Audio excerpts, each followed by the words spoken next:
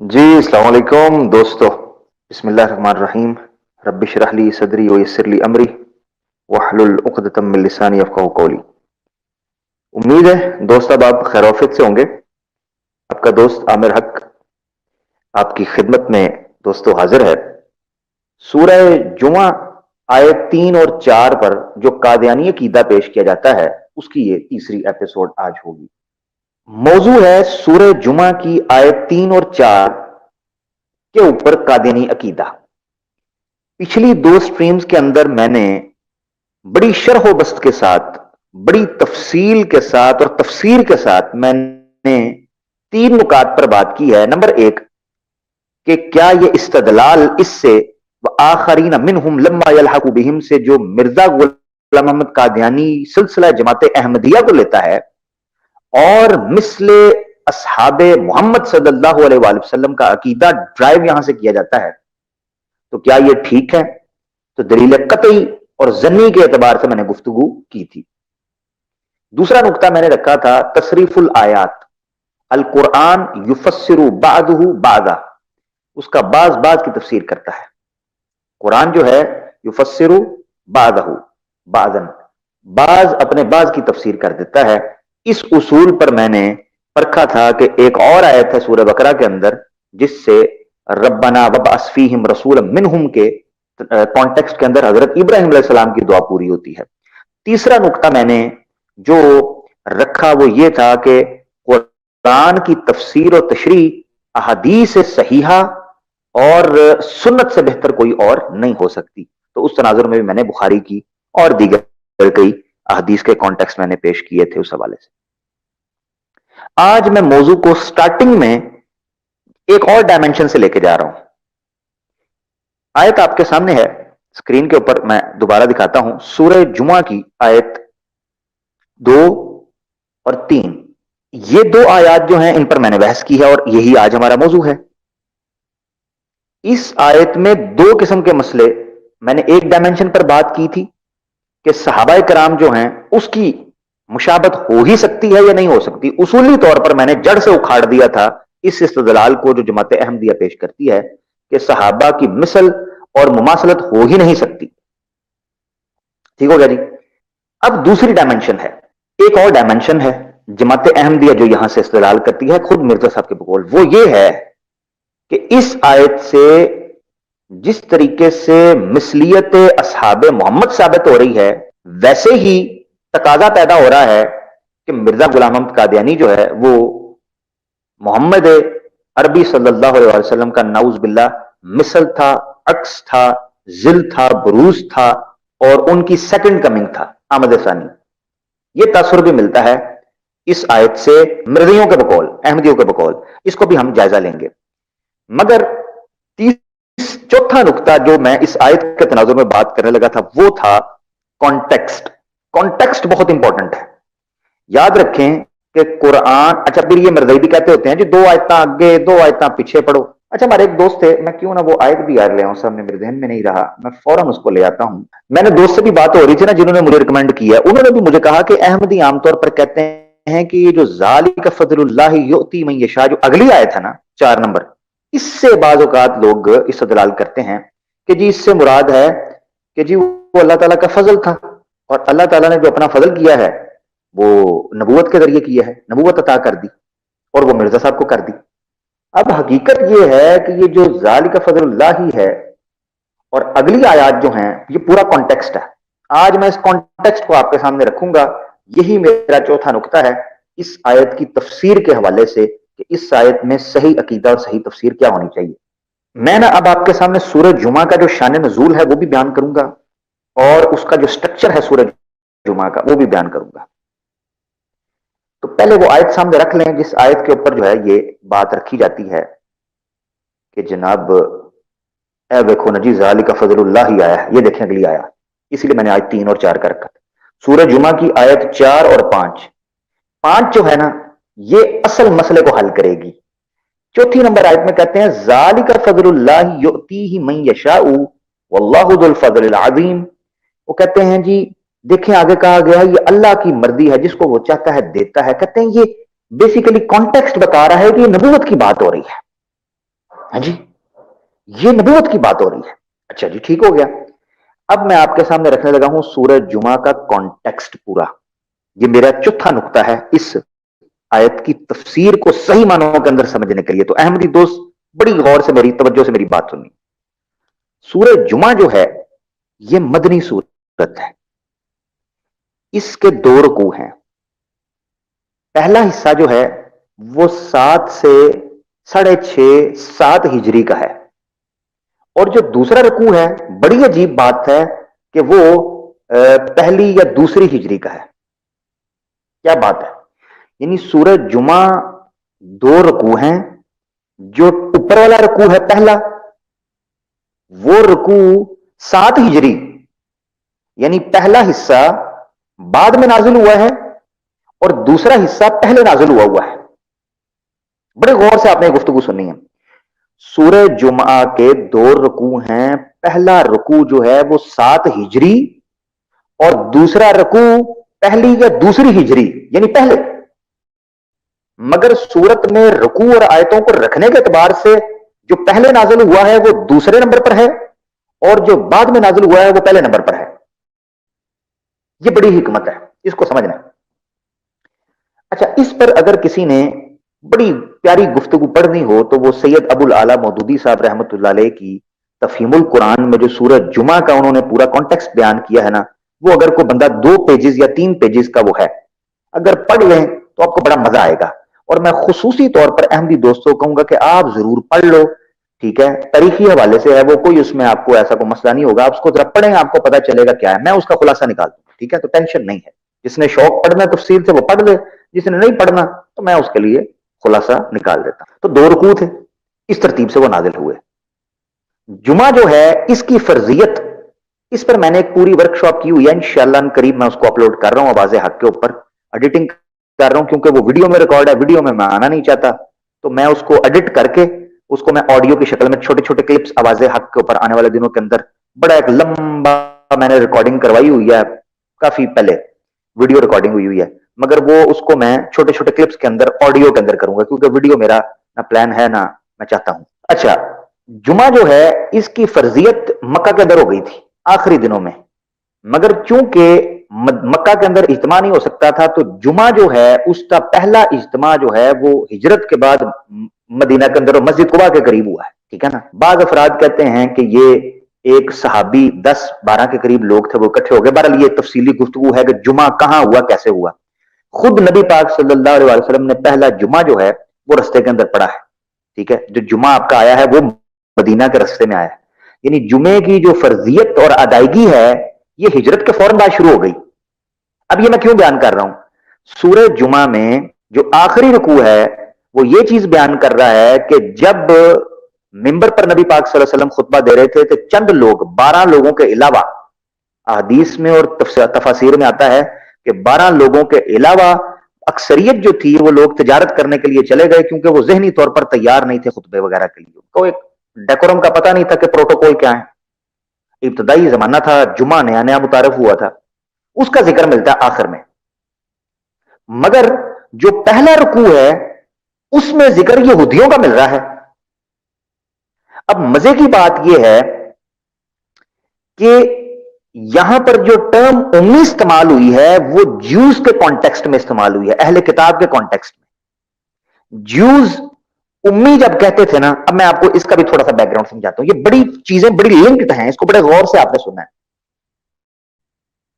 سلیمان فارسی کا بھی اسی کانٹیکسٹ میں ذکر آیا تھا, اور سلیمان فارسی فارس کے آتش پرست تھے جنہوں نے یہودیت اور عیسائیت قبول کر کے وہ مدینہ میں آئے تھے. کیوں؟ کیونکہ ایک عیسائی پادری نے جو اہل کتاب تھا پیش گوئی کی تھی کہ کھجوروں والا جو شہر ہے نا یثرب, یہاں پر وہ آخری نبی آئے گا جس کا ذکر ہماری کتابوں میں ملتا ہے. عیسائی اور یہودی بڑی تعداد کے اندر مدینہ کی طرف ہجرت کر گئے. یہی وجہ ہے کہ مدینہ کے اندر 3 بڑے, اور اس کے گرد و نواح میں جس میں فدق ہے, تبوک ہے اور تیمہ ہے, پھر خیبر ہے, مدینہ کے گرد و نواح جتنے ایریاز ہیں اس سائڈ کا جو عرب جو کھجوروں والی سائڈ تھی, اس کے اندر 3 بڑے قبیلے یہودیوں کے, بنو قینقاع, بنو قریظہ اور بنو نذیر, یہ 3 قبیلے جو ہیں یہ آ کر بس گئے تھے. پتہ ہے کیوں بسے تھے؟ کیونکہ ان کی کتابوں میں لکھا تھا کہ ایک ایسا نبی یہاں آئے گا جو ہم میں سے ہوگا. ان کو غلط فہمی تھی. ان کو یہ تھا کہ وہ نبی ان میں سے آئے گا مگر آئے گا اس علاقے میں. یہ لکھا ہوا تھا ان کی بک کے اندر. اب مزے کی بات یہ ہے کہ سورہ جمعہ کی جو آیت یہ پیش کرتے ہیں هو الذی بعث فی الامیین رسولا منہم، کمال یہ ہے کہ یہی سورہ بقرہ کے اندر حضرت ابراہیم علیہ السلام کی دعا بھی ہے. اب مزے کی بات یہ ہے کہ ابراہیم علیہ السلام ہی وہ ہیں جو جد الانبیاء ہیں، جن سے اسحاق علیہ السلام ہیں اور ان سے یعقوب اور بنی اسرائیل ساری نسل ان سے چلی ہے. تو ابراہیم علیہ السلام نے دعا کی مکے میں آ کر اسماعیل علیہ السلام کے تناظر میں کہ اللہ اس بستی میں اپنا وہ نبی بھیج. اب بک آف ڈیوٹرانومی جو ہے چیپٹر 18 اولڈ ٹیسٹیمنٹ کے اندر، اس میں موسیٰ علیہ السلام کی سے وعدہ کیا کہ تمہارے بھائیوں میں سے ایک رسول میں بھیجوں گا جو موسیٰ کی مانند ہوگا، اس کے منہ میں اپنے کلمات ڈالوں گا، یعنی لکھی ہوئی کتاب نہیں ہوگی، اس کو الہام کروں گا. اب یہ بات نبی پاک صلی اللہ علیہ وسلم پر پوری ہوئی. مگر چونکہ اہل کتاب، یہ بڑی غور سے آپ نے گفتگو سننی ہے تاکہ کانٹیکسٹ پتا چلے کہ یہ کانٹیکسٹ کیا تھا، کیوں یہاں پر آخرین منہم لما یلحقوا بہم کے لفظ استعمال ہوئے. اس کو سمجھنے کے لیے کانٹیکسٹ بہت ضروری ہے. تو یہ میرا چوتھا نقطہ ہے اس آیت کی صحیح تفسیر کے اندر. ہوا کیا؟ یہودیوں نے اپنی کتابوں کے اندر دیکھا کہ یار ایک نبی کی پیشگوئی ہے، اور جو سرکمسٹانسز اور انوائرمنٹ بیان کیا جا رہا ہے اس کے لیے یثرب کھجوروں والی جگہ موزوں ہے. انہوں نے ہجرت کر لی یہاں اور اپنے بچے یہاں پیدا کیے. ان کو یہ تھا کہ ہماری نسل سے وہ پیدا ہوگا. کیوں؟ کیونکہ بک آف ڈیوٹرانومی میں لکھا ہوا ہے، استثناء کی کتاب میں. یہودی اپنے علاوہ جتنی قومیں ہیں ان کو امی کہتے ہیں. یہ بھی بڑی مزے کی بات، امی یعنی اہل کتاب جو ہیں وہ اپنے کانٹیکسٹ یعنی اپنے علاوہ کچھ قومیں تھی ان کو امی کہتے تھے. اور یہ ورڈ ہیبریو کی ٹرانسلیشن تھی عرب کے اندر، جس کو کہتے تھے گویم. ہیبریو میں گویم کہتے تھے، اور جس کو انگلش میں بعد میں ٹرانسلیٹ کیا جنٹائلز کے نام سے. جنٹائلز کہتے تھے بیسیکلی یہ ایک تحقیر کا جملہ تھا کہ یہ وہ لوگ ہیں جو بیوقوف ہیں، جاہل ہیں، ان کے اندر کوئی نبی نہیں آتا. ٹھیک ہے نا؟ اسی لیے آپ دیکھیں گے کہ عیسیٰ علیہ السلام کے ساتھ جو مخالفت ہوتی تھی وہ یہی ہوتی تھی. اور پھر عیسیٰ علیہ السلام نے خود بھی بعض جگہ پر کہا ہے کہ میں جینٹائلز کے لیے آیا ہوں. ٹھیک ہے، میں جینٹائلز کے لیے آیا ہوں. تو وہ کہتے تھے جینٹائلز کے علاوہ جو ہے وہ دعوت ہی نہیں دینی آپ نے. تو اہل کتاب کے نزدیک امی ورڈ جب اس کانٹیکسٹ میں آتا تھا اس سے مراد ہوتی تھی جینٹائلز، یعنی غیر بنی اسرائیل. اب آپ سمجھتے جائیں، یعنی یہود جب جینٹائلز کہتے تھے اس کا مطلب ہوتا تھا نان جیوز، نان اسرائیلی. اب وہ کون بنتے تھے جہاں وہ رہ رہے تھے؟ عربس. اب اس تناظر میں اللہ تعالیٰ نے کہا کہ یہودیوں کو تنبیہ کرنے کے لیے یہ آیت پھر نازل ہوئی بیسیکلی، کیونکہ سورہ جمعہ جو ہے وہ آگے جا کر، اچھا پھر یہ 7 ہجری کا پہلا رکوع میں نے کیوں بیان کیا اس کو بھی سمجھنا آپ نے. 7 ہجری ہی وہ ہے جس میں خندق کے بعد صلح حدیبیہ کے بعد کا یہ زمانہ ہے اور خیبر ہوئی ہے. یہودیوں کو جب شکست دے دی ہے، یہودیوں کا غرور توڑا ہے، کیونکہ یہودی یہ سمجھتے تھے کہ they are the chosen people, وہ منتخب نمائندے ہیں اللہ کے، اور جو مرضی کریں ان کو کوئی پوچھنے والا نہیں. تو اللہ نے جب ان کے بقول امیوں میں سے نبی نکالا، یعنی نان اسرائیلیز اور نان جیوز میں سے، جنٹائلز میں سے، تو اللہ نے یہاں پر اس دعا کو پورا کیا جو ابراہیم علیہ السلام کی. یہ ہے وہ کانٹیکسٹ.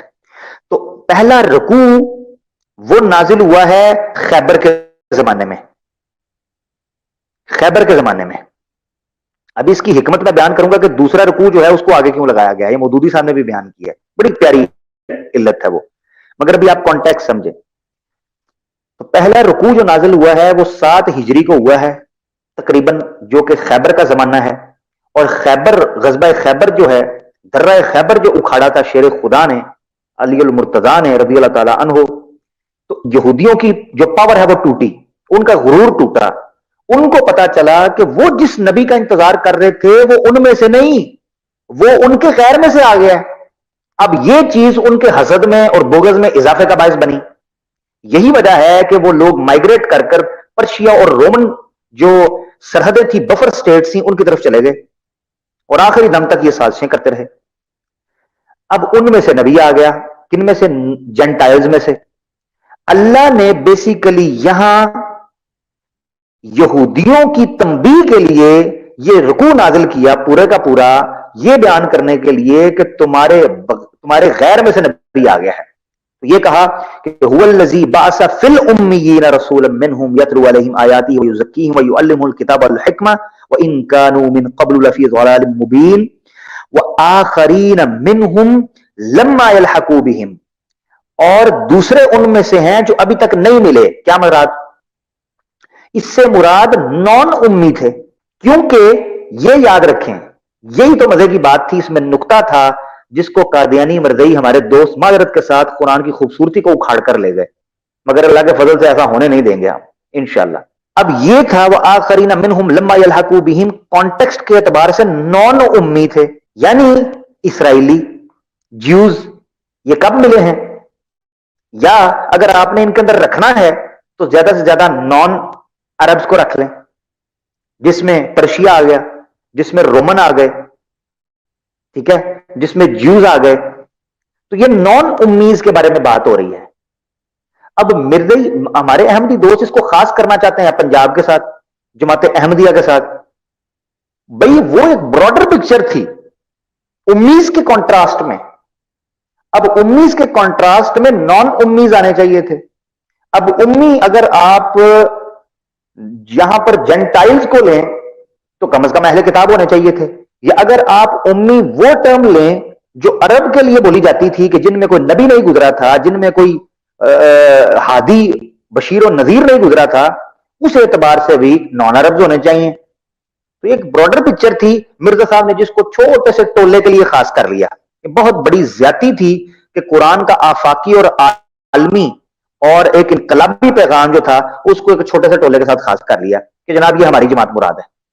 اچھا، اب کوئی پوچھ سکتا ہے کہ یہ جو یہودیوں کی تم بات کر رہے ہو یہ اپنی طرف سے چھوڑ رہے ہو، تو آیت نمبر 4 جو ہمارے احمدی دوست پیش کرتے ہیں ذالک فضل اللہ، یہ بیسیکلی ان یہودیوں کا اعتراض کا جواب تھا جو یہودی کرتے تھے. یہودی یہ کہتے تھے کہ محمد صلی اللہ علیہ وسلم جو نبی بن کے آ گئے ہیں اور کہتے ہیں میں وہی نبی ہوں جس کا ذکر تمہاری کتاب کے اندر ہے، یعرفونہ کما یعرفون ابناءہم، النبی الامی الذی یجدونہ مکتوبا عندہم فی التوراۃ والانجیل، کہ میں وہ نبی ہوں، نبی پاک صلی اللہ علیہ وسلم وہ نبی تھے کہ جن کے بارے میں تورات اور انجیل کے اندر لکھا پاتے تھے، وہ یعرفونہ کما یعرفون ابناءہم، اپنے بیٹوں کی طرح نبی پاک صلی اللہ علیہ وسلم کو پہچانتے تھے.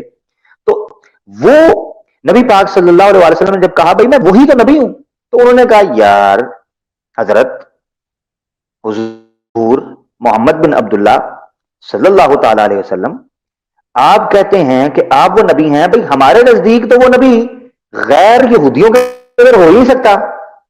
تو اس کا جواب تھا یہ آیت جو ہمارے احمدی دوست بیچارے سمجھے نہیں. یہ تھا جی اس کا جواب، آیت نمبر 4 ذالک فضل اللہ یؤتیہ من یشاء واللہ ذو الفضل العظیم. وہ یہ اللہ کا فضل تھا، اللہ نے اگر نان جوز کے اوپر کر دیا اور ابراہیم علیہ السلام کی دعا سے کر دیا، یا تمہیں سمجھنے میں غلط فہمی لگی کہ وہ صرف اور صرف یہودیوں میں ہوگا تو یہ تمہاری بیوقوفی تھی. اللہ کا فضل تو جس پہ وہ چاہتا ہے کرتا ہے، واللہ ذو الفضل العظیم، اور اللہ بہت بڑے فضل والا ہے. وہ تمہاری طرح تو نہیں سوچتا نا نسلی تعصب کی وجہ سے کہ نہیں جی نہیں یہودیاں دے وچ نبی ہونے چاہیے، نہیں جی نہیں عیسائیوں میں ہونے چاہیے، نہیں جی نہیں جناب یہ نبی ہونا اپنی مرضی کا نبی نہیں، وہ اللہ فضل والا ہے. اب اس کی علت خود اس کانٹیکسٹ کے اندر بیان ہو گئی کہ یہ عامر حق کی اپنی بات نہیں ہے. آگے اللہ تعالیٰ نے بیان کیا ہے کہ یہودیوں کو زجر و توبیخ کیا ہے. آگے دیکھیں آیت نمبر 5 کہتے ہیں مثل الذین حملوا التوراۃ ثم لم يحملوها كمثل الحمار يحمل اسفارا. کہتے ہیں کہ یہودی اعتراض کرتے ہیں کہ جی ہم تو بڑے پڑھے لکھے تھے، ہم تو اسکالر تھے، یہ امیوں میں نبی آ گیا ہے، جینٹائلز میں، نان جیوز میں، تو ہم تو پڑھے لکھے ہیں. تو اللہ تعالیٰ نے کہا تمہارے پڑھے لکھوں کی مثال، تورات اٹھائے ہوئے کی مثال ایسی ہی ہے جیسے گدھے نے اپنے اوپر کتابیں اٹھائی ہے، تم پڑھتے تو ہو نہیں. بئس مثل القوم الذین کذبوا بآیات اللہ، ایسی قوم کی مثال کتنی بری ہے جن کی گدھوں کی طرح ہیں، جو اللہ کی آیاتوں کو ٹکراتے ہیں. واللہ لا یہدی القوم الظالمین، اللہ پھر ظالم قوم کو ہدایت نہیں دیتا. یہ ذہن میں رکھو، یعنی وجہ یہی ہے کہ تم پر سچ بات پہنچی تھی، تم نے اس کا انکار کر دیا، یہ ظلم ہے. ٹھیک ہے نا جی, یہ ظلم ہے. اچھا خیر, یہ تو تھا کانٹیکسٹ. اب میں آتا ہوں دوسرے رکوع کی طرف. سوال اٹھتا ہے کہ یہ رکوع جو ہے 7 ہجری کا ہے, دوسرا رکوع پہلی اور دوسری ہجری کا کیوں ہے؟ یہودیوں نے جمعے کے دن جو کہ اللہ تعالیٰ نے ایک عالمی دن مقرر کیا تھا چھٹی کا, اس کو بدل کے یوم السبت رکھ لیا تھا.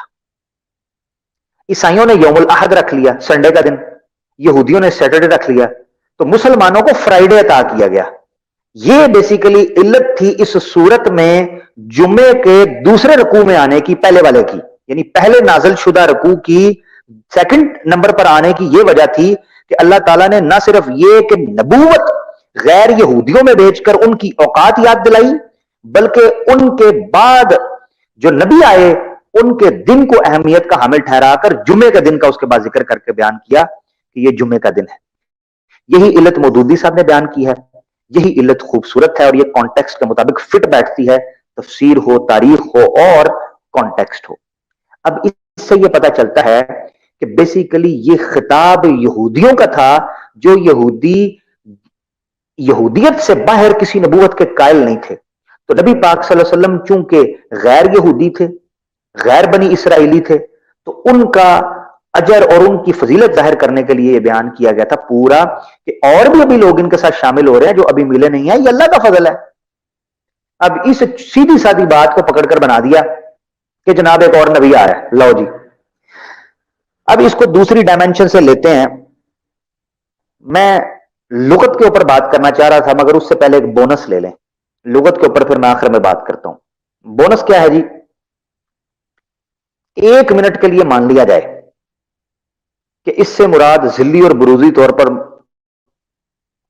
مرزا صاحب جو ہے نا وہ محمد صلی اللہ علیہ وسلم ہے, نعوذ باللہ نعوذ باللہ, for the sake of argument, ٹھیک ہے نا, آپ مان لیں. تو اس کی دوسری ڈائمینشن نکلتی ہے. پہلے پروگرام کے اندر میں نے صحابہ سے مشابہت کا پول کھول دیا تھا ان کا, یہ ہیں کہ نہیں ہیں, یا ممکن بھی ہے کہ نہیں ہے, ٹھیک ہے. اور آج جو ہے ہم اس چیز کا پول کھولیں گے کہ آیا مرزا صاحب کسی طور پر بھی ذلی اور بروزی طور پر نبی پاک صلی اللہ علیہ وسلم کے مشابہ ہو سکتے ہیں, کسی طور پر بھی. تو پہلے ہم مرزا صاحب کے ان حوالوں کو لیتے ہیں, اور یہ میرا نقطہ جو ہے یہ بونس ہوگا ہمارے دوستوں کے لیے.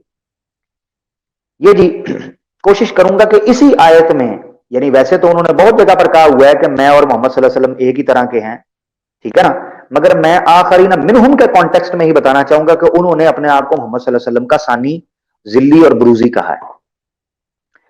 روحانی خزائن جلد 18 صفحہ 212 کہتے ہیں آیت آخرین منہم لما یلحق بہم, بروزی طور پر وہی نبی خاتم الانبیاء ہوں, یعنی میں, مرزا صاحب کہہ رہے ہیں کہ میں وہی نبی خاتم الانبیاء ہوں, اور خدا نے آج سے 20 برس پہلے براہین احمدیہ میں میرا نام محمد اور احمد رکھا ہے, اور ریڈ الرٹ, اور مجھے حضرت صلی اللہ علیہ وآلہ وسلم کا ہی وجود قرار دیا ہے. اب یہ احمدی دوستوں کے لیے بھی ایک جو ہے نا آئی اوپننگ سٹیٹمنٹ ہے مرزا صاحب کی, کہ وہ کہتے ہیں کہ آخرین منہم لما یلحق بہم سے ذلی اور بروزی طور پر میں ہی وہی وجود مراد ہے جو نبی پاک صلی اللہ علیہ وسلم. اگلا والا لے لیں تاکہ پھر اس کا میں تیا پانچا کروں. یہ آپ کے سامنے بڑی عبارت ہے خطبہ الہامیہ کی, روحانی خزائن جلد 16 ہے صفحہ 258 258, ٹھیک ہے جی. پورا خطبہ ہے, اس پر وہ مڈ میں آپ دیکھیں گے تو وہ آخرین منہم لما یلحق بہم کی آیت آئی ہے, اس کے بعد انہوں نے باتیں شروع کی ہیں, اور وہ کہتے ہیں حتی, یعنی میں کمال میں, میں فضیلت میں جمال میں لطائف میں جناب للہیت میں فناہیت میں, اور میں جناب کرتے کراتے حتی سارا وجودی وجودہ, یہاں تک کہ میرا وجود جو ہے وہ محمد کا وجود ہو گیا, ٹھیک ہے.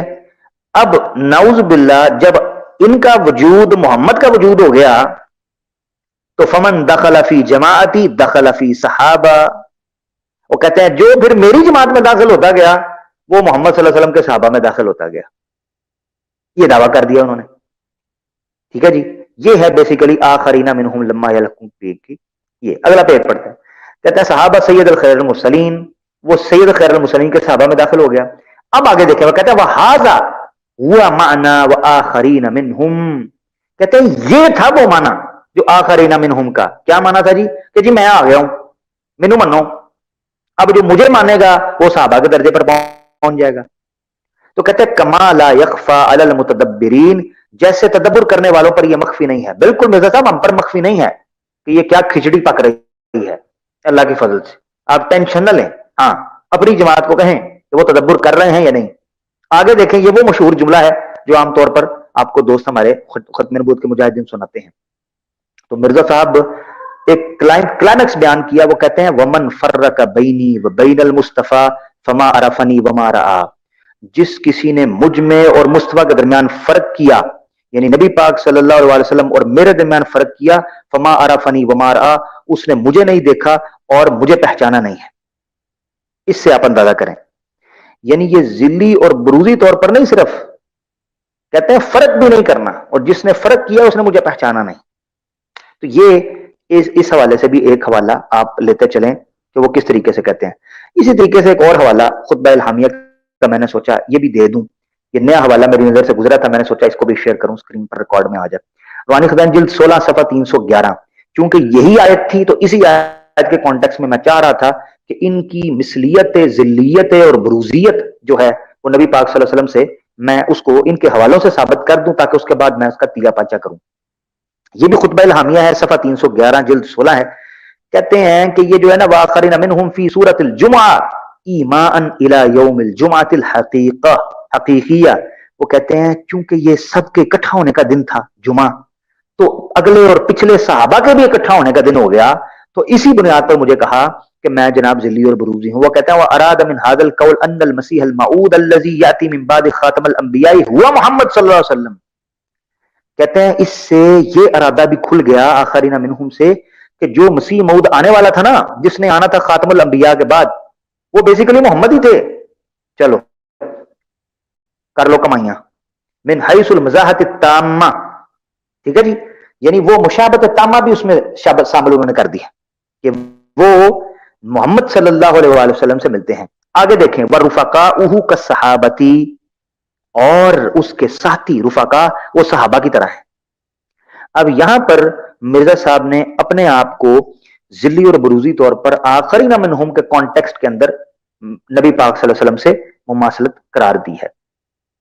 اچھا یہاں تک نا میں نے ایک چیز کو اسٹیبلش کیا ہے کہ ایک نقطہ تو میں نے کانٹیکسٹ کا کھول کر بیان کر دیا سورہ جمعہ کا، مگر اب یہاں میں نے جو بونس پوائنٹ آپ کے سامنے رکھا ہے نا اس موضوع کا، وہ یہ رکھا ہے کہ بالفرض مان لیا جائے کہ اگر مرزا غلام احمد قادیانی صاحب جہانی محمد بن عبداللہ العربی خاتم الانبیاء فداہ ابی و امی یا صاحب الجمال و سید القمر ماشاءاللہ، ان کے اگر مماثل اور ذلی اور بروزی مان بھی لیا جائے اور یہ حوالے ہیں جس بنیاد پر وہ آخری نمنوں کے کانٹیکسٹ میں کہتا ہے، تو آئیں پرکھتے ہیں صرف ایک مثال کے اوپر.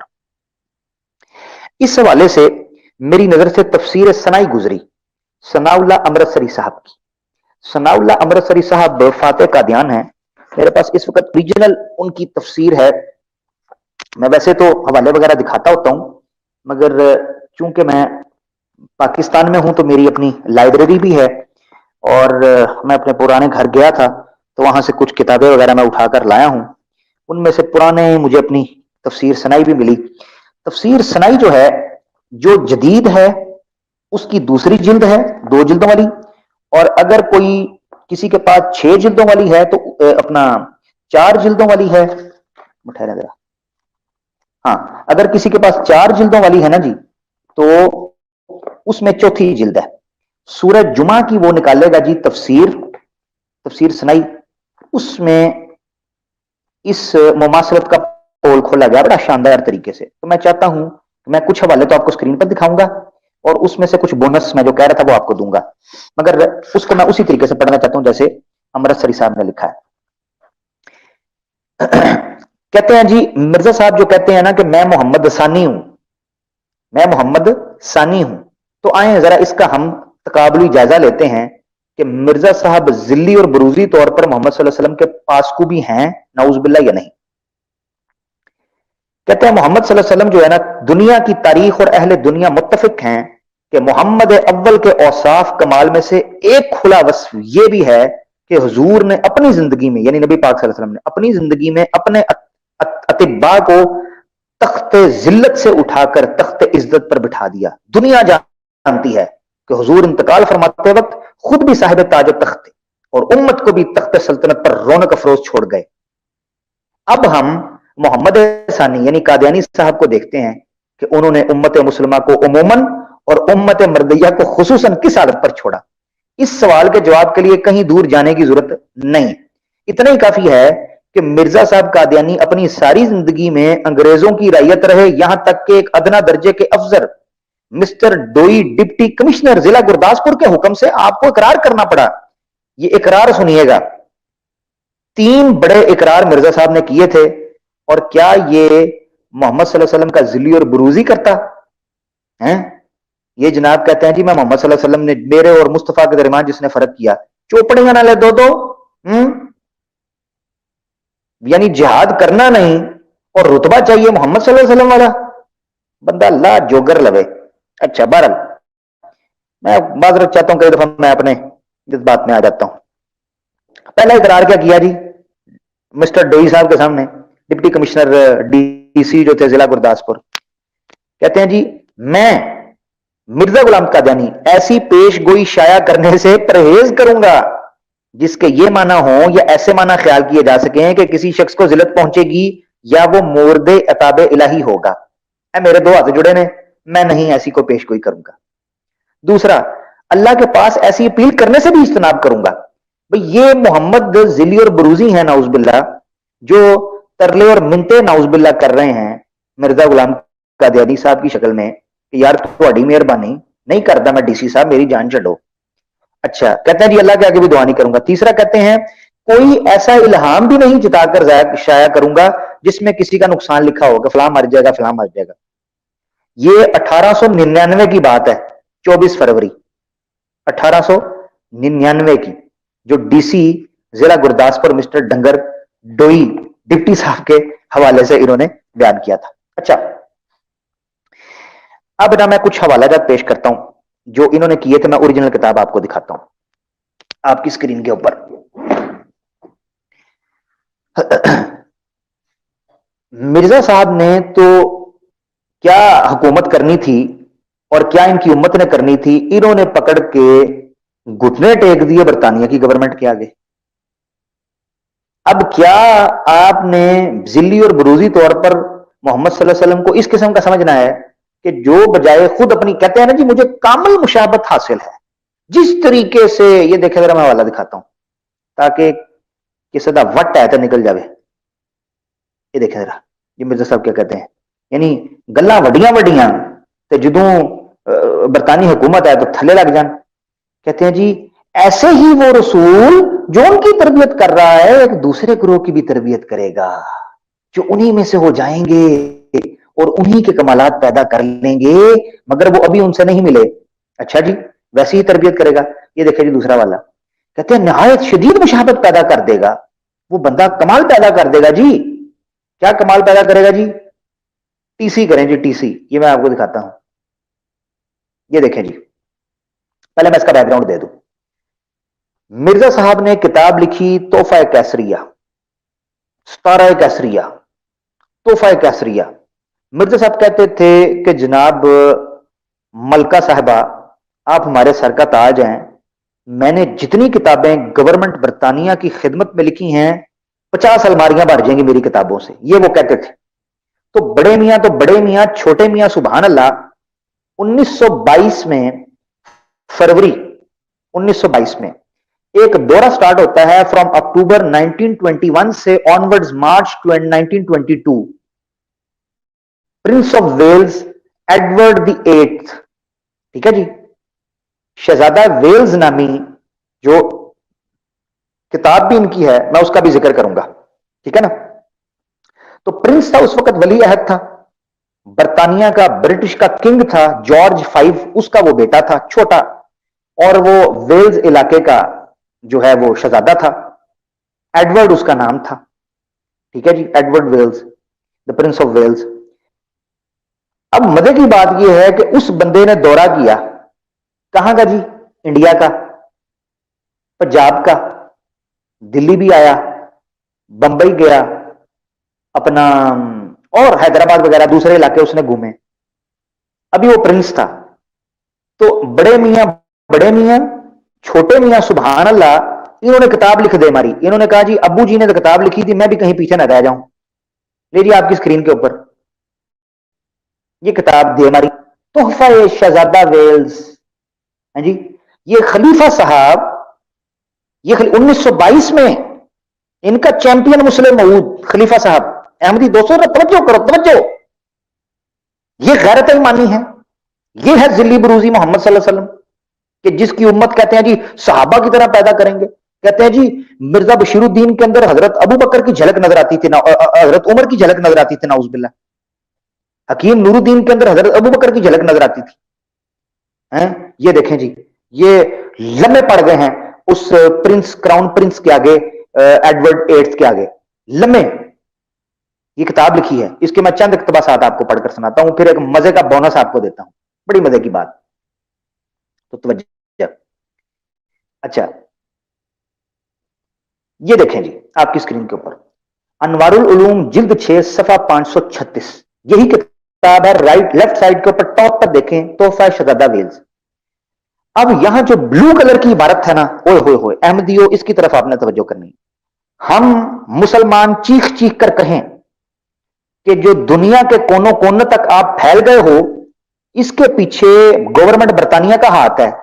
तो ये चांगड़े मारते हैं, चीका मार देने, आसमान सिर ते चुक लेंदे ने, नहीं नहीं नहीं जी रूहानी मैसेज था जी, हमारी बड़ी कमालात थे हमारी जनाब, हम तो तिया पांचा कर देते, इनकलाब लेकर आए थे हम, इसलिए पूरी दुनिया में फैल गया।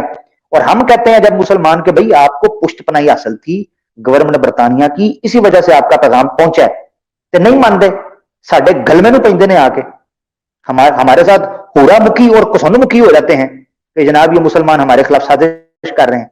ये देखें आपका खलीफा अपने मुंह से जो है वो इस चीज का इकरार कर रहा है। ये ब्लू कलर के अंदर इबारत देखें, कहते हैं जी ये मिर्जा बशीरुद्दीन खलीफा साहब 1922 फरवरी के अंदर ये किताब लिखी है 80 पेजेस की। क्या कहते हैं? कहते हैं और हम यकीन करते हैं कि इस सिलसिले की, किसकी? इस सिलसिले जमात अहमदिया की इस कदर जल्द इशात में हुकूमत बरतानिया के गैर जानिबदार रवैये का भी बहुत कुछ दखल है। जी अहमदी दोस्तों, ये चापलूसी के तौर पर लिख रहे हैं या हकीकत के तौर पर, यह फैसला आपने करना है। अगर कहें हकीकत के तौर पर लिख रहे हैं तो मुसलमान भी तो यही होते हैं। और अल्लामा इकबाल ने जो किताब लिखी है अहमदिज्म एंड इस्लाम, उसमें भी उन्होंने इस चीज का इकरार किया है।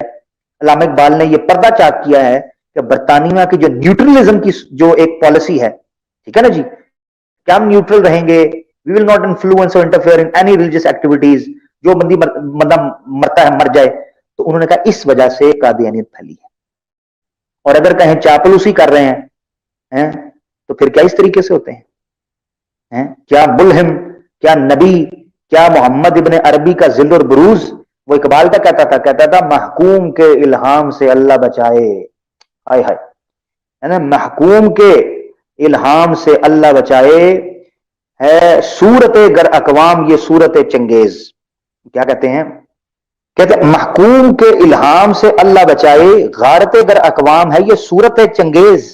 वो नबूवत है मुसलमान के लिए बरगे हशीश, जिस नबूवत में नहीं कुव्वत और शौकत का प्याम। वो नबूवत है मुसलमान के लिए बरगे हशीश, जिस, ये इकबाल कह रहा है ज़रबे कलीम के अंदर।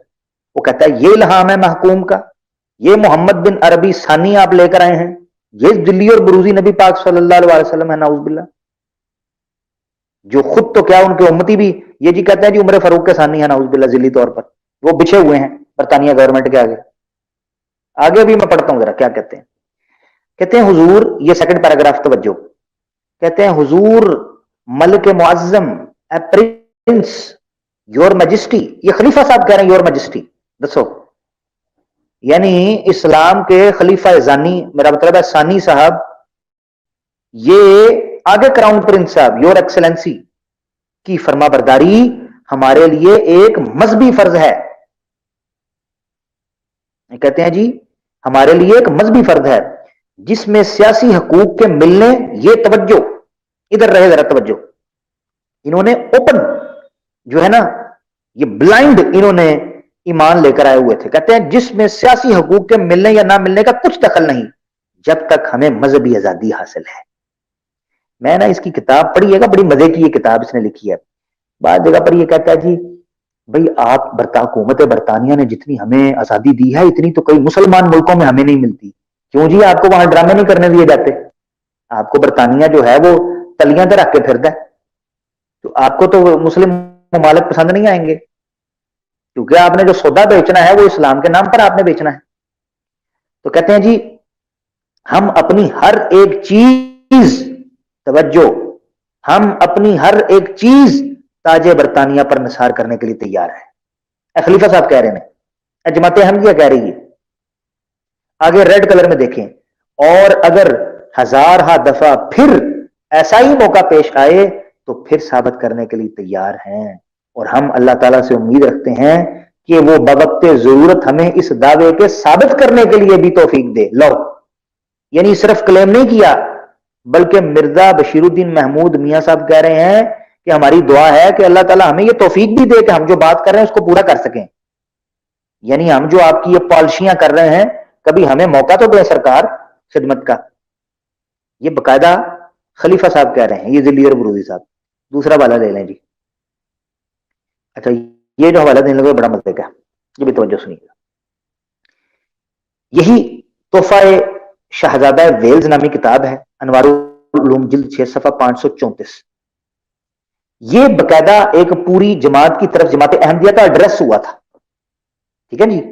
جو Royal Highness Prince of Wales تھے ان کی خدمت میں جماعت احمدیہ کا قائم مقام پورا ایک خلیفہ کی طرف سے پورا قائم مقام کچھ لوگوں کا, ممبروں کا وہ وفد گیا تھا. ان کے نام بھی آخر میں لکھے ہیں اس کتاب کے. ٹھیک ہے نا, آپ کو alislam.org سے یہ مل جائے گی. اچھا, اس میں یہ پورا انہوں نے لکھا ہوا ہے, اوپر لکھا ہوا ہے جی 27 فروری 1922 کو یہ پیش کیا گیا ہے. اچھا, یہ ریڈ میں جو میں نے لکھا ہے اس کو ذرا پڑھنا ہے آپ نے, توجہ. کہتے ہیں یہ بڑا مزے کی بات ہے. اب یہ چاپلوسی کر رہے ہیں, وہ پرنس ہے نا, کراؤن پرنس ہے, تو وہ کبھی نہ کبھی کنگ بنے گا, تو اس کو نا کنگ بننے کی لالچ دے کر ایک بات کر رہے ہیں. میں نا اکثر کہا کرتا تھا, میرا شیخ صاحب کے ساتھ بھی پروگرام ہوتا تھا, یا میں کبھی اپنے دوستوں میں بیٹھتا ہوں تو میں کہتا ہوں جو ختم نبوت یا مرزیت کے حوالے سے کام کر رہے ہیں, تو میں ان کو کہتا ہوتا ہوں کہ یار جماعت احمدیہ کے نا جو 47 سے پہلے کے لوگ ہیں نا, ایون 30 سے پہلے کے, 30 کے بعد ان کو شک پڑنا شروع ہو گیا تھا. 30 سے پہلے کا جو زمانہ ہے نا, 30 سے 35 سے پہلے کا زمانہ, 1935 سے پہلے جماعت احمدیہ کو لگتا ہی نہیں تھا کہ کبھی ہندوستان جو ہے نا وہ آزاد ہوگا. ان کی وہم و گمان بھی نہیں تھا کہ یہ گورا یہاں سے چلا جائے گا. ہیں جی, ان کو یہی تھا کہ یہی رہے گا. جیسے یہ افغانیوں کو لگتا تھا, ایسے ان کو لگتا تھا کہ یہی رہ جائے گا اور ہمیں جناب موجے لگی رہیں گی. اب یہ حوالہ دیکھیں وہ کیا کہتے ہیں. کہتے ہیں جی ہماری جماعت یہ ہے وہ ہے, وہ پوری ڈیٹیل بیان کرتے ہیں, آپ پڑھ لیں, اسکرین کے اوپر حوالہ ہے. میرا جو مقصد ہے وہ میں یہ بیان کرنا. کہتے ہیں کیونکہ ایک زمانہ آنے والا ہے کہ اللہ تعالی کے فضل سے اس وسیع ملک کی حکومت کی بات آپ کے ہاتھ میں آنے والی ہے. اندازہ کریں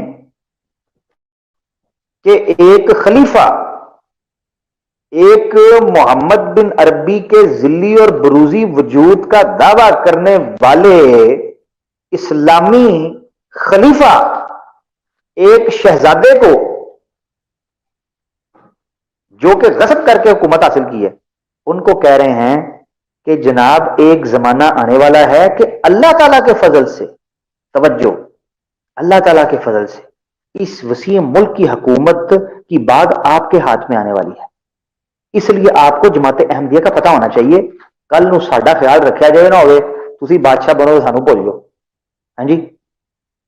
اب مزے کی بات یہ ہے کہ یاد رکھیں, یہ میں جو بونس دینے لگا تھا نا وہ بونس لے لیں مجھ سے, پھر اس کو میں ختم کرتا ہوں. میرے پاس آگے عربی گرامر کے حوالے سے میں نے کچھ سوالات رکھنے ہیں اس آیت کے اوپر, تو یہ بونس مجھ سے لے لیں.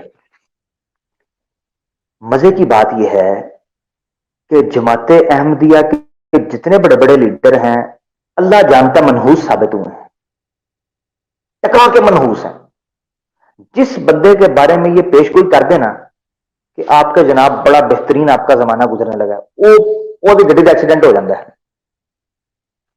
جس کے بارے میں یہ پیش گوئی کر دینا مرزا صاحب، جس کے بارے میں کہتے تھے نا تیرا بیٹا، وہ اب بیٹی ہو جاتی سی، جس کے کہتے تھے شادی ہو وہ ہیڑا نکل آتا تھا. اپنا کئی دفعہ مسلم مود کی پیش گوئیاں کی، جب کریں وہ بچہ فوت ہو جائے، جب کریں بچہ، وہ تھک گئے، ٹکرا مارا لگ پیا. انہوں نے کہا یار میرے دو ہاتھ کو میں پیش گوئی نہیں کرتا، جاؤ میں نہیں کھیلتا. مرزا صاحب نے توبہ کر لی. اس کے بعد پھر دو یہ جو بشیرہ بڑا ہوا ہے چھوٹا ہوا ہے اس کے بعد ہوا ہے. پہلے تو مرزا صاحب کو سیابہ پہ گیا سی معذرت دینا. مقصد کہنے کا یہ ہے کہ یہ بڑے منحوس ثابت ہوئے ہیں. انہوں نے جناب وہ پرنس ایڈورڈ آیا ہے، انہوں نے اس کے لیے جناب کر دی دعا کہ اللہ نے آپ کو جناب حکومت عطا کرنی ہے. اس بیچارے کے ایسی انہوں نے نحوست ڈالی، وہ پٹھائی بہ گیا. اب میں آپ کے سامنے یہ بونس جو کہہ رہا تھا نا، وہ یہ بونس ہے. لے جی آپ کے سامنے 1922 کو انہوں نے کہا تھا نا جی، ٹھیک ہے نا جی، 22 کو. یہ آپ کے سامنے ہے Prince Edward, Prince of Wales, Edward the eighth. نیچے لکھا ہوا ہے رین، یعنی اس کا دور کب شروع ہوا ہے. 20 جنوری 1936 کو یہ کنگ بنا، اسی سال کنگ سے اتر گیا 11 دسمبر 1936 کو. لو ایسے نیش نے نہ انہوں نے اپنی خلافت چلن دیتی ہے، نہ کسی بادشاہ کی بادشاہ چلن دیتی ہے.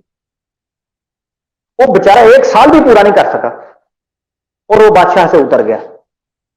اب مزے کی بات کیا ہے، وہ بادشاہ سے اترا کیسے؟ 1936 کو ایسی نحوست جماعت احمدیہ نے اس کی بادشاہت کے اوپر ڈالی، اس کو لکھ لکھ کر دعائیں دے دے کر کہ جناب آپ کو بادشاہت ملے گی، کہ 1936 جو ہے یہ برطانیہ کے لیے بادشاہت کے اعتبار سے سب سے گھٹیا سال گزرا بیچاروں کے لیے. کیوں؟ یہ آپ کی اسکرین کے اوپر 1936 کو دا ایئر آف دا 3 کنگز کہا جاتا ہے. ایکسٹریم لیفٹ کے اوپر جارج دا 5 ہے جو 1936 کے اندر مرا، اور ایکسٹریم رائٹ کے اندر وہ اس کا بیٹا ایڈورڈ دا ایٹھ کنگ بنا جو کہ اسی سال اتر گیا. ٹھیک ہے جی، دسمبر 1936 کے اندر.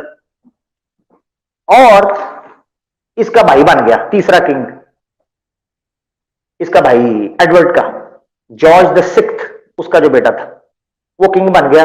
اور وہ پھر گیا ہے 1957 تک. اس نے کچھ سال نکالے ہیں، اور یہ وہی 1957 کے بعد پھر اس سے بعد کوئن شروع ہوئی ہے غالباً 1937 تک. سوری ہاں وہ اگلے سال چلا گیا، سوری ناٹ 57 37 سوری.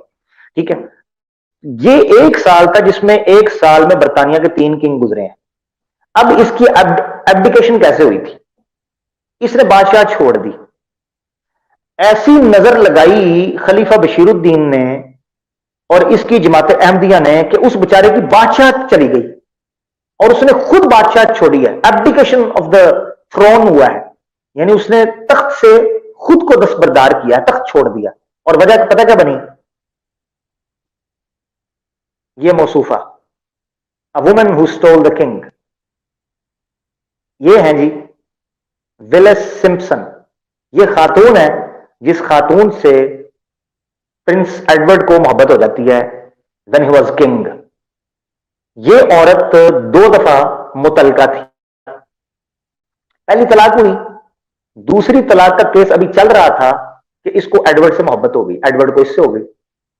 چونکہ ایڈورڈ جو ہے وہ چرچ آف انگلینڈ کا جو ہے وہ ممبر بھی تھا، تو پادریوں نے پریشر ڈالا اور دوسرے لوگوں نے پریشر ڈالا کہ جناب اگر آپ نے اس سے شادی کرنی ہے تو آپ بادشاہ نہیں رہ سکتے، آپ کی شادی اس سے نہیں ہو سکتی. ایسی نحوست انہوں نے ڈالی. اس بندے نے بادشاہ چھوڑ دی اس عورت کی خاطر اور اس کے ساتھ زندگی بسر کرنے لگا. اور مرتے دم تک ان دونوں کی شادی ہوئی اور اس نے بادشاہت کو ترک کیا. تب اس کا بھائی جارج دا سکس جو ہے 1936 آنورڈ 1937 وہ پھر بادشاہ رہا ہے. یہ وہ پرنس تھا جس پرنس کی چاپلوسی کرتے ہوئے مرزا بشیر الدین نے اس کی زندگی تباہ کر دی. اس لیے کبھی مرزائیت کا خلیفہ آپ کی خاطر دعا کرے اس دن سے اللہ کی پناہ مانگے. جس دن مرزا مسرور نے آپ کے حق میں دعا کی سمجھیں تو اڈا بیڑا غرق ہو گیا.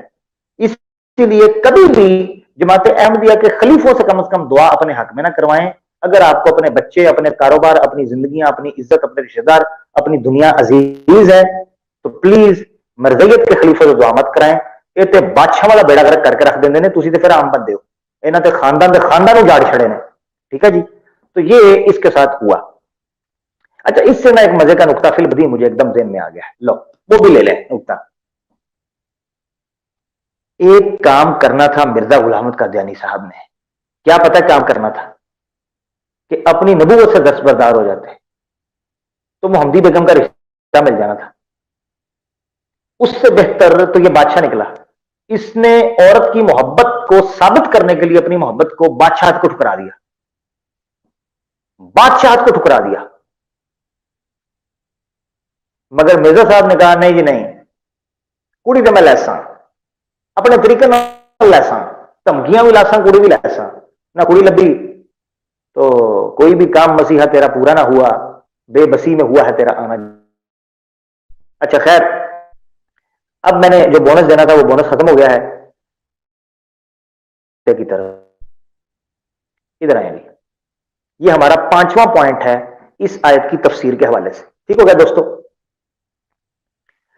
دیکھیں سورہ جمعہ چیپٹر 62 ورس 2 عربک گرامر کیا کہتی ہے؟ سب سے پہلا نقطہ جو یہاں اس تفسیر کو رد کرنے کے لیے ہے وہ ہے ماضی کا صیغہ، باسا۔ باسا ماضی کا صیغہ ہے، جبکہ قادیانی حضرات یہاں سے مستقبل میں ایک نبی کے آنے کی پیشگوئی کر رہے ہوتے ہیں اور بعثت ایک ہی لے رہے ہیں۔ اگر یہاں پر ہوتا کہ یبعثو ہوتا تو پھر ہم مانتے کہ مستقبل کے اندر بھی ایک نبی آنے والا ہے، ہو بہو اسی طریقے سے جس طرح نبی پاک صلی اللہ علیہ وسلم۔ مگر یہاں پر باسا ماضی کا صیغہ استعمال ہوا ہے جو کہ زور دے رہا ہے اس چیز کے اوپر کہ یہ معاملہ ماضی کے اندر ہو گیا ہے اور یہ خود آیت نبی پاک صلی اللہ علیہ وسلم پر اتر رہی تھی جو کہ وہ آ چکے تھے، نمبر 1۔ نمبر 2، یہاں پر رسولن نکرہ آیا ہے اور واحد کا صیغہ آیا ہے، رسولن نہیں آیا، رسولن آیا ہے۔ باسا فی الامیین رسولن، ایک رسول نکرہ آ گیا ہے، عام ایک رسول جس کو بھیج دیا ہے، تو جمع نہیں آیا۔ اس لیے قادیانیوں کا اس سے یہ استدلال کرنا کہ نبی پاک صلی اللہ علیہ وسلم کے علاوہ بھی اس میں ایک نبی ہیں جو شامل ہوں گے بعد میں، تو وہ ایک نبی ہیں، دوسرے کسی کا ذکر اس میں نہیں ہے، واحد کا صیغہ استعمال ہوا ہے، رسولن جمع نہیں، رسولن نہیں آیا۔ ایک اور چیز، دوسری چیز یہ ہے کہ آخرینہ کی اعرابی حالت کیا ہے، کیونکہ سارا استدلال ہوتا ہے وہ آخرینہ منہم لما یلحقوا بہم۔ آخرینہ یہ جری حالت میں ہے یا نسبی حالت کے اندر ہے؟ سوال یہ ہے، یقیناً یہ جری حالت کے اندر ہے کیونکہ یہ عطف جو ہے یہ امیین کے اوپر پڑ رہا ہے، جی امیین کے اوپر پڑ رہا ہے، اور امیین سے پہلے حرف جر ہے فل امیین، تو جو بعثت ہوئی ہے وہ امیین میں جس طریقے سے ہوئی ہے عطف اور معطوف کا حکم ایک ہوتا ہے۔ عربی گرامر ہے کیونکہ یہ واو عاطفہ ہے، وہ آخرین منہم، تو واو عطف جو معطوف اور معطوف علیہ ہوتا ہے ان کا حکم ایک ہوتا ہے، تو بعثت امیین میں جس کی ہوئی ہے اسی کی آخرین میں ہوگی، کسی دوسرے بندے کی نہیں، اسی کی بعثت ہوئی ہے۔ تو یہ گویا لغوی اعتبار سے اس چیز کو ظاہر کر رہا ہے کہ نبی پاک صلی اللہ علیہ وسلم کی جو بعثت ہے وہ قیامت تک کے لیے لوگوں کے لیے آخرین کے اندر شامل ہو گئی۔ تو لغوی اعتبار سے آخرین کا جو عطف ہے وہ امیین کے اوپر پڑتا ہے۔ اچھا بعض لوگ اس کو رسولوں کے اوپر، یعنی جو مرزائی دوست ہیں وہ رسولوں کے اوپر ڈالنے کی کوشش کرتے ہیں جو کہ سرے سے غلط ہے، ٹھیک ہے؟ اچھا اس کی وجہ یہ ہے کہ اگر آپ نے رسول کے اوپر عطف ڈالنا ہے اس کا تو پھر فی الامیین مقدم ہے اور بعثت جو ہے وہ امیین کے اندر ہو رہی ہے، اور اگر اس کا عطف رسولن کے اوپر نسبی حالت میں ڈالنا ہے آخرین کا تو اس کا مطلب یہ ہوگا کہ دونوں رسول دونوں کے دونوں امیین میں آئیں گے، جبکہ قادیانی بھی یہ لوگ نہیں مانتے، وہ کہتے ہیں ایک رسول امیوں میں آئے جو کہ محمد بن عربی تھے اور ایک بعد میں آئیں گے جو جماعت احمدیہ کے اندر آئے۔ مگر اس کی اگر نسبی حالت مانیں گے تو اس کا عطف رسولن پر ڈالنا پڑے گا، اور اگر آپ اس کا عطف رسولن پر ڈالیں گے تو دونوں کی بعثت ایک ہی علاقے کے اندر ہوگی اور وہ امیین ہے، اور امیین سب کو پتا ہے کہ وہ کون لوگ ہیں، اور کم از کم جماعت احمدیہ تو اپنے آپ کو امی نہیں کہتی۔ یہ بھی ایک نقطہ اس حوالے سے ہے۔ اچھا دوسرا نقطہ لما یلحقوا بہم ہے، لما یلحق بہم، لما، لم اور لما یہ بیسیکلی حرف جزم کے اندر آتے ہیں، فعل مضارع کے شروع میں آتے ہیں اور ان کو حروف جزم کہا جاتا ہے. یعنی یہ فعل مضارع کی جو آخری حالت ہوتی ہے، اگر جمع میں ہے تو نون کو گرا دیتے ہیں، تثنیہ میں ہے تو بھی نون کو گراتے ہیں، الف رہ جاتا ہے، اور اگر واحد کا صیغہ ہے تو آخری حرف جو ہے، ٹھیک ہے، اس کے اوپر یہ سکون لے آتے ہیں، حرف جزم جو ہوتے ہیں فعل مضارع کے شروع میں آتے ہیں. لما جو ہوتا ہے، لما اس کا معنی ہوتا ہے ابھی تک، اپ انٹل ناؤ، ٹھیک ہے نا، ناؤ، ایٹ دس ٹائم، لما کا مطلب یہ ہوتا ہے. اور اس کے اندر نفی آتا ہے، یعنی ناٹ انٹل ناؤ، اس کے اندر یہ ترجمہ ایڈ کر لیں تو not until now, not up to now, not at the time, ٹھیک ہے، یہ اس کا ترجمہ بنے گا کہ اب تک نہیں، یلحقو وہ ملے، بہم ان سے. اب یہاں پر اگر لغوی اعتبار سے جو میں عربک گرامر کا نقطہ کہہ رہا تھا وہ یہ ہے کہ یہاں پر کوئی زمانہ خاص نہیں ہے جس میں یہ کہا جا رہا ہو کہ وہ جو ملنے والے ہیں وہ آیا ان کی وفات کے بعد آئیں گے یا متصل ان کے بعد آئیں گے. کیوں؟ کیونکہ عربک گرامر کے اعتبار سے یہاں پر ابھی تک نہیں ملنے کا مراد یہ ہے کہ جب یہ جملہ کہا جا رہا ہے وہ لوگ اس کے بعد آئیں گے. اب 7 ہجری میں یہ صورت نازل ہو رہی ہے، کم از کم پہلا رکوع یہ 7 ہجری میں آیا ہے خیبر کے بعد. خیبر کے بعد جب غزوہ خندق کے بعد جب خیبر ہوئی ہے تو اس کے بعد مکہ فتح ہوا ہے، اور مکہ فتح کے بعد مشرکین عرب جو تھے وہ بڑی تیزی کے اندر داخل ہوئے ہیں اسلام کے اندر، ٹھیک ہے نا جی. اذا جاء نصر اللہ والفتح ورأيت الناس يدخلون في دين الله افواجا، جب دیکھے نصرت آ گئی اور فتح ہو گئی تو بڑی کثرت کے ساتھ لوگ دین اسلام میں داخل ہوں گے. اللہ اکبر، کثرت کے ساتھ لوگ دین میں داخل ہوئے. یہ وہی لوگ ہوں گے کہ لما یلحقوا بہم، کہ جو ابھی تک تو نہیں ملے مگر 7 ہجری کے بعد یہ لوگ ملے. یہ عربک گرامر کا نقطہ یہاں پر ہے کہ اب تک نہ ملے مگر اب کے بعد وہ ملنے لگے ہیں. تو 7 ہجری میں جب جوتے مار کر یہودیوں کو مدینہ کے گرد و دوا سے نکال پھینکا تو پھر مدینہ کے اندر انٹرنل جو ہے وہ سٹیبلائزیشن ہو گئی، استحکام ہو گیا، پیس اینڈ ہارمنی اسٹیبلش ہو گئی. تو پھر متحد اور متفق ہو کر جب مکہ فتح کیا تو تمام کے تمام عرب کے قبائل اسلامی جھنڈے کے تحت آ گئے، جو لما یلحقوا بہم میں تھے، جو ابھی تک نہیں ملے تھے، یہ وہ آخرین تھے. تو یہ ایک عربک گرامر کا نقطہ لما یلحقوا بہم سے بھی آپ کو ملتا ہے. ایک عربک گرامر کا نقطہ اور لے لیں، یہ آخرین منہم لما یلحقوا بہم کی جو تربیت ہونی ہے نا، یہ مرزا صاحب نے بھی مانا ہے کہ نبی پاک صلی اللہ علیہ وسلم نے کرنی ہے. اچھا، اب یہ تربیت جو ہے یہ کس طریقے پر ہونی تھی؟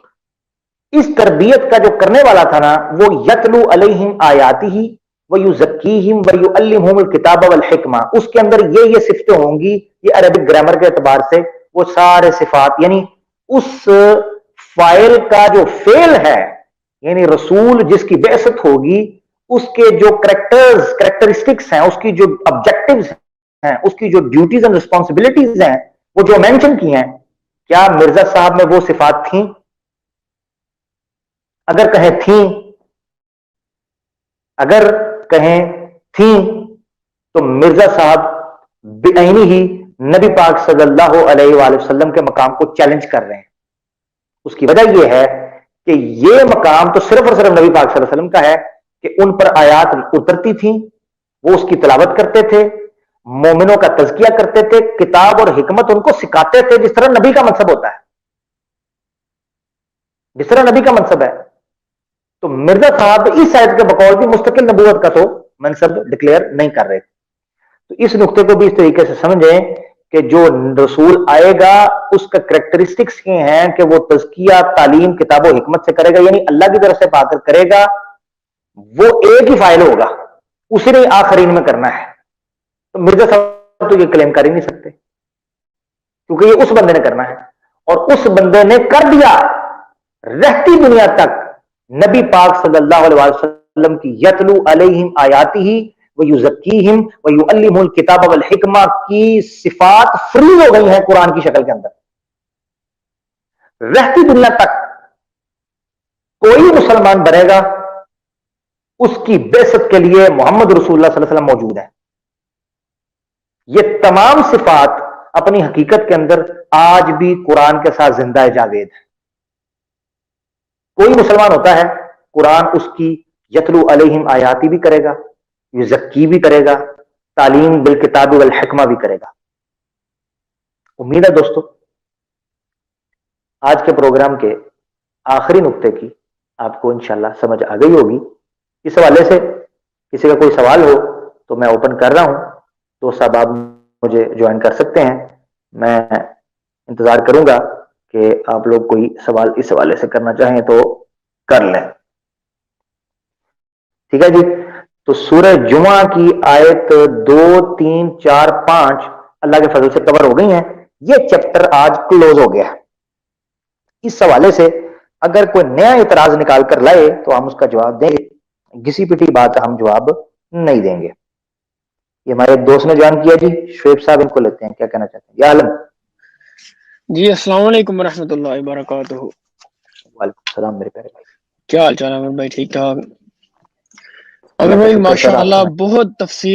بہت تفصیل سے آپ نے یہ بیان کر دیا ہے. جو استدلال لیتے ہیں مربیان آخرین سے, یہ اصل میں وہ پنجابیوں کو جن کو عربی نہیں آتی اس سے مکس کرتے ہیں, تاکہ وہ بس یہ وہ لوگ ہیں جو سگریٹ کی ڈبی نیچے گری ہو اس کو اٹھا کے چومنے والے کے لیے عربی لکھی احترام کرنا, بیت الخلاء لکھا ہوا ہے اس کو بھی چومنے والے, پتہ ہے کوئی نہیں کہ کیا ہے کیا نہیں. ہاں جی ایسے ہی تو ایسے ہی. اس آیت کے تو مرزا صاحب مصداق نہیں ہے, لیکن قرآن پاک کی ایک آیت ہے سورہ بقرہ کی جو میں بھی پڑھ کے سناتا ہوں, اس کے مصداق آپ بھی اس پہ روشنی ڈالیے گا مرزا صاحب ہے یا نہیں. وہ آیت کریمہ ہے بسم اللہ الرحمن الرحیم. فویل للذین یکتبون الکتاب بأیدیہم ثم یقولون ھذا من عند اللہ لیشتروا به ثمنا قلیلا فویل لهم مما كتبت ایدیہم وویل لهم مما یکسبون. تو خرابی ہے ان کے لیے جو کتاب اپنے ہاتھ سے لکھیں پھر کہہ دیں کہ یہ خدا کے پاس سے ہے, اس کے تھوڑے دام حاصل کریں. تو خرابی ہے ان کے لیے ان کے ہاتھوں کے لکھے سے, اور خرابی ہے ان کے لیے اس کمائی سے. اب مرزا صاحب کے کافی جگہ پہ موجود ہے جو یہ کہتے تھے کہ جی اللہ کی طرف سے میں لکھ رہا ہوں, میرے قلم سے اللہ لکھ رہا ہے, لکھوا رہا ہے اللہ, یہ اللہ کی طرف سے ہے, لیکن لکھا انہوں نے اپنے ہاتھوں سے. اب یہ اس آیت کے مصداق مرزا صاحب ڈائریکٹ بنتے ہیں یا نہیں, یہ سوال یہ فیصلہ احمدی دوست خود کریں, یا پھر وہ بتائیں کہ جی فلاں پیغمبر نے بھی اپنے ہاتھ سے لکھا تھا, یہ آیت جو ہے یہ اس لیے ادھر نہیں لگتی. تو ایک اور عرض ہے جو آپ نے ایک سٹریم میں چیلنج کیا تھا کہ یہ کوئی بھی قادیانی جو یوم ولدتو یوم یبعث اور یوم ممیت تینوں پہ آ کے تو کوئی بات کرے اور جواب دے تو اس کو 10-10 ہزار روپیہ فی چیلنج پہ 30,000 روپیہ. تو میں لائٹر نوٹ پہ کہوں گا کہ آپ اماؤنٹ بڑھا کے 3 لاکھ کر دیں. اگر کوئی چیلنج ایکسیپٹ کر کے اس میں کامیاب ہو بھی جاتا ہے تو ہم آپ کا کلیہ اپنائیں گے, جی صفرے ہٹا دیو, لو 3 روپے صفرے دی کوئی وقت نہیں. اگر کوئی ضد کرے, کوئی چلا چانٹا کوئی ضد کرے آگے, تو ہم اس کے نبی کی بات بتا دیں گے, بھائی یہ تو ہم نے نبی کی سنت پہ عمل کیا, اس پہ تو آپ کو ہمیں شاباش دینی چاہیے, یہ 3 روپے اور اپنا کام کرو. بہرحال وہ جیسے کہتے ہیں عامر نذیر بھائی کہ یہ بازو اپنے آزمائے ہوئے ہیں, اللہ کے فضل سے کوئی کسی میں اتنی ہمت نہیں. یہ کہتے ہیں نا جی ہمارے کسی بچے سے بھی کوئی مولوی بات نہیں کر سکتا, میرے جیسے طفل مکتب سے بھی ان کا مربی کوئی بات نہیں کر سکتا جس نے تھوڑا سا مرزا صاحب کو سمجھا ہو, تھوڑا سا سمجھا ہو کہ مرزا صاحب چیز کیا ہے. حالانکہ میں نہ عالم ہوں نہ قاری ہوں, بس ایک عام سا انسان ہوں, بس صرف جو ہے اس فتنے کو سمجھنے کی کوشش کی ہے کہ یہ کیا ہے.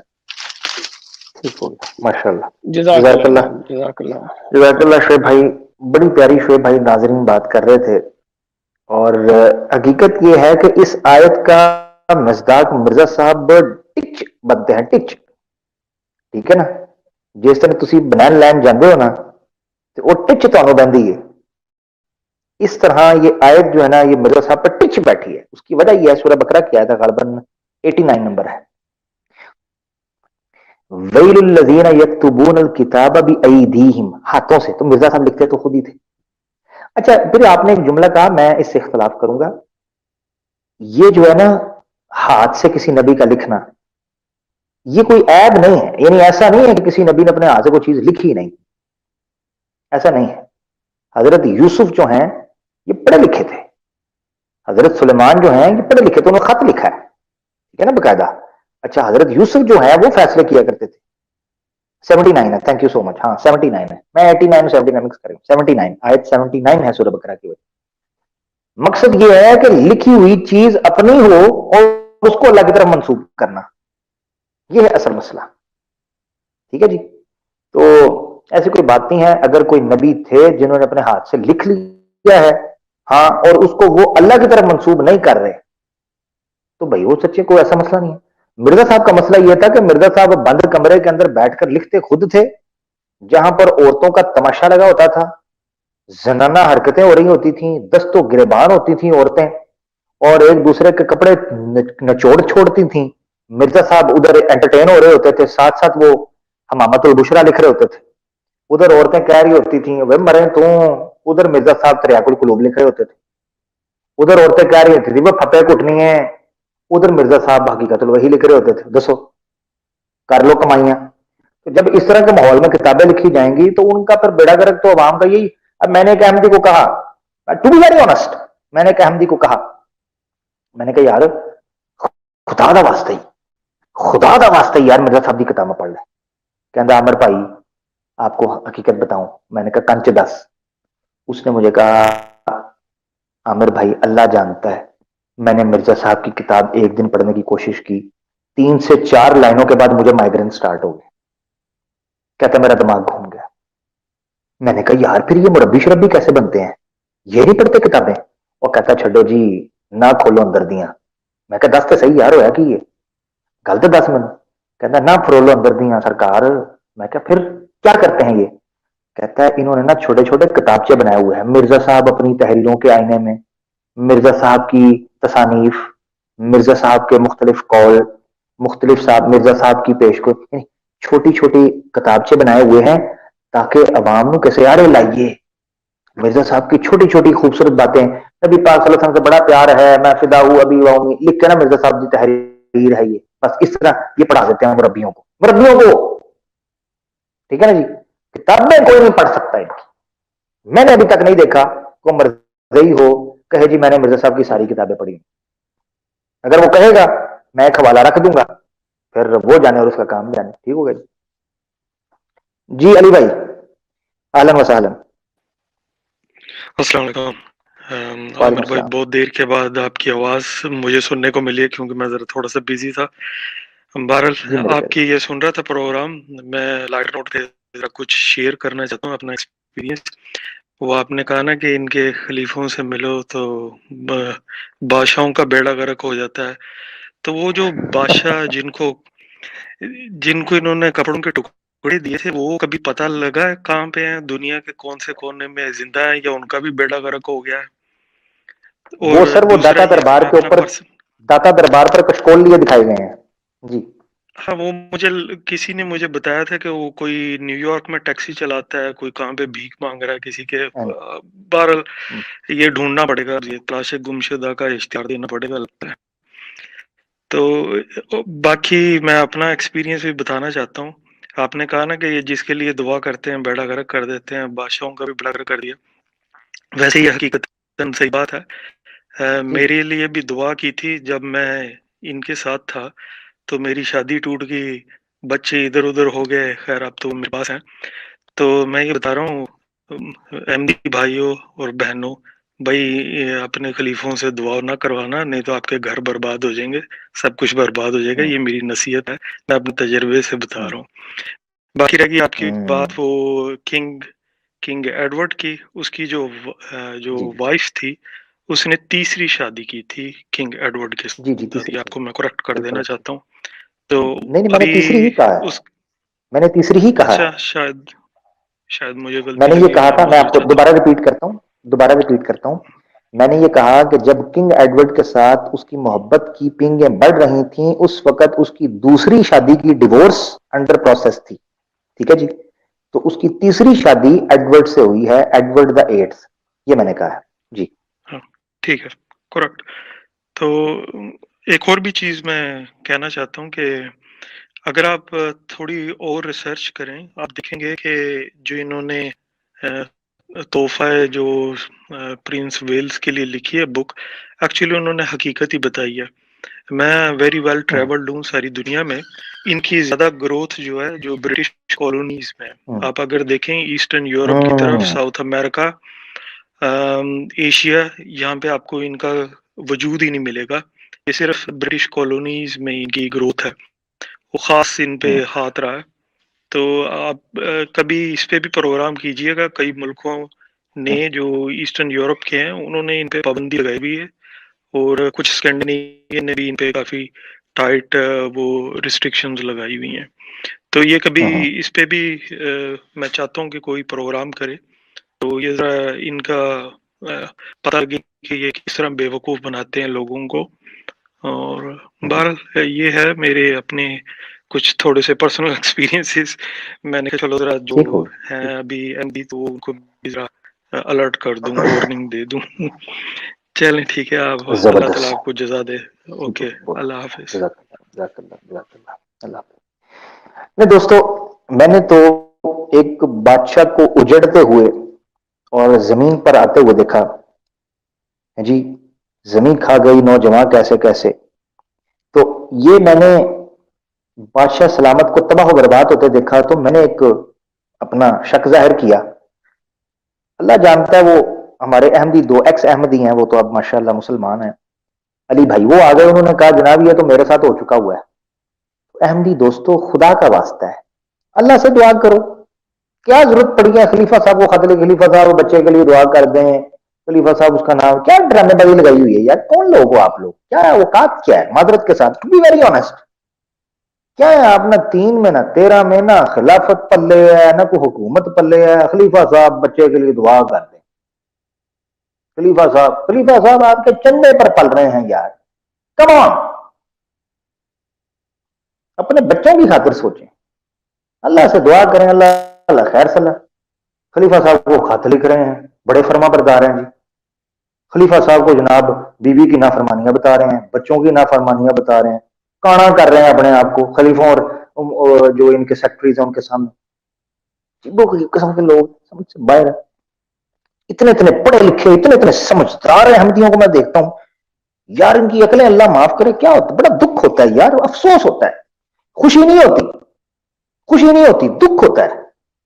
اتنے پڑھے لکھے احمدی کو, اتنے سمجھدار قادیانیوں کو جب میں دیکھتا ہوں 3rd کلاس سے خلیفہ کو خط لکھ کر کہہ رہے ہیں خلیفہ صاحب جی یہ ساڈی بیوی سانو بڑا مار دی ہے, سانو کو ٹوٹکا دسو تسی کیویں اتنی جو ہے نا وہ سب کچھ معاملات لے کر چلتے ہیں, سانو کو ٹوٹ کے دسو. کل کرنا لی.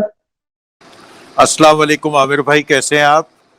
وعلیکم السلام, اللہ کا شکر سر, آپ سنائیں. بہت معذرت خواہ ہوں سر, میرا لاہور چکر نہیں لگ رہا. اچھا چلے کوئی بات نہیں, میں آپ کو بہت دعا دینے کے لیے آج آیا ہوں. ماشاءاللہ بہت اچھی سٹریم تھی اور بہت ہی آپ نے دلائل کے ساتھ ساری باتیں کی. میں آپ سے ایک بات یہ پوچھنا چاہ رہا تھا, یہ جو حضرت ابراہیم علیہ السلام کی دعا ہے قرآن کے اندر, اس کے اندر بھی کیا حضرت ابراہیم علیہ السلام نے ایک رسول کے بارے میں پیشن گوئی کی ہے؟ جی بالکل. یہ دیکھیں جی, یہ بھی رسول رسولن ایک سنگولر میں. رسولن ہے جی سنگولر ہے. جی میں یہ نے بھی اس یعنی کا, اس کے میں ساتھ نے تصریف الآیات کا جی سوری بول رہے ہیں آپ پہلے جی. نہیں, میں یہی پوچھنا چاہ رہا ہوں, آپ بتائیے.